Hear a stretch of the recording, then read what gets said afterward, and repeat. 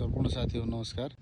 ल हेरौँ, यो भीमदत्त नगरपालिका वार्ड नम्बर 9 ब्रह्मदेवीदेखि हाम्रो यो माथि टिङ्करसम्म गइरहेको हाइवेको यहाँनिर हेर्नु त यो खन्ने क्रममा कसरी कति जोखिम तरिकाले खनेर यो जेसिबीको हालत यस्तो भएको छ।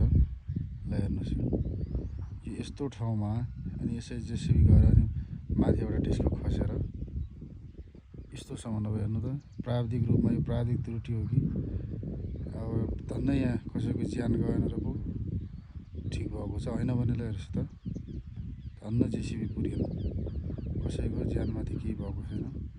यत्रो जोखिम मलेर यस्तो किसिमको बाटो, होइन यो अब बाटो खन्नु कतिको यसरी खनिनु, प्राविधिक रूपमा कतिको राम्रो हो कतिको नराम्रो।